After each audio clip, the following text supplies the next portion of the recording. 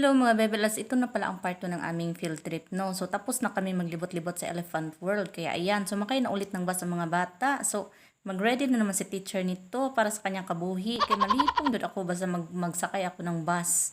Tapos matagal ang biyahe, yan talaga ang kalaban ko. So ayan, hinanda na namin ang mga bata, in-arrange na namin ulit, pinaupo. Kaya ayan, pagod na si teacher, kaya nakapatong na ang kanyang paa. O diba? Andito kami sa likod nakaupo. Pero ayahay kami dito sa likod no, kaya parang VIP kami. Pa-smile-smile lang tayo niyan. Pero nalipong na talaga sa biyahe. Ang kagandahan lang dito sa bus namin sinakyan, no?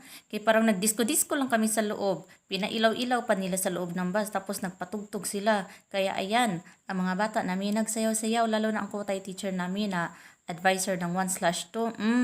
Ayan, nasayaw-sayaw na siya ang naging leader ng mga bata. Kaya ang bata nagkiat-kiat din, nagsayaw-sayaw din, nagburot-burot sa loob ng bus.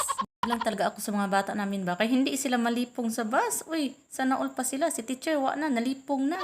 Ang ginawa nila, nagsayaw-sayaw sila instead na matulog sila. Walang tulog na hitabo. Nagniat lang talaga sila the whole biyahe namin. Grabe talaga ang energy ng mga batang ito. To the highest level talaga, katulad ng energy ng kanilang advisor din.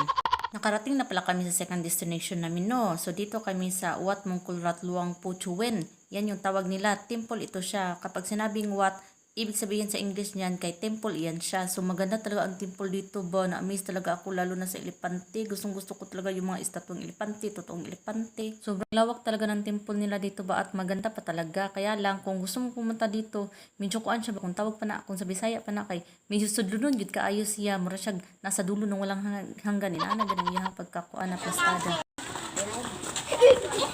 Biếtทำไมมันกระโดดเยอะก็ เดี๋ยวจะพาเดินไปนะคะ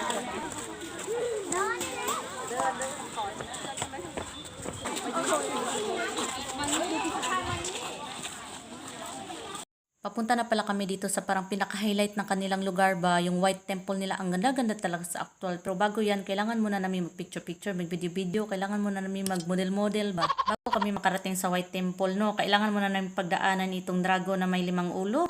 Pero bitaw, ang ganda talaga ng design ng kanilang tulay ba. Tapos sa ilalim nito, no, kay parang meron silang fish pan, may karpa dyan at may pantat. Pwede ka din magpakain ng isda kasi sa gilid niyan, merong nilagay na pagkain ng isda at bibilhin mo lang yan. Nakalakay lang dyan kung magkano siya. So iba talaga ang mga Thai people, no, kay kahit walang nagbabantay ba, lagyan mo lang ng pagkain ng isda, lagyan mo lang kung magkano, iiwan lang dyan yung pambayad nila, ganun lang. Sabi talaga kaani sila dito ba, kaya ako kampante lang na kahit saan ko nilalagay ang mga gamit ko, kahit cellphone pa yan, kahit saan ko na lang yan nilalagay, kasi pagbalik ko, andyan pa yan ang cellphone ko, pero kung sa Pinas yan, ay nako, pag iwan ko, maya-maya, mga seconds lang, wala na siguro.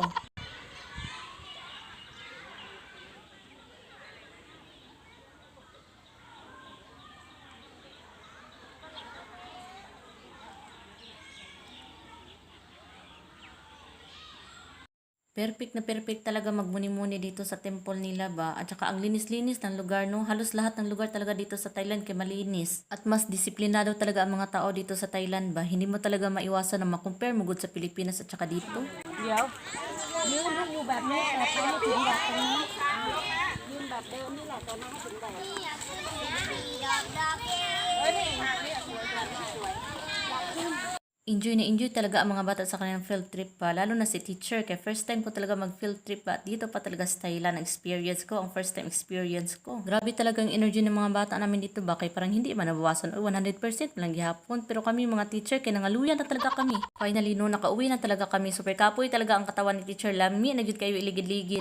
Mauro to mga bebe labs. Natapos din talaga ang aming field trip na enjoy and kapoy. Og thank you for watching. Og don't forget to follow and like my Facebook page para updated mo sa mga next vlog pohon din sa Thailand. Goodbye!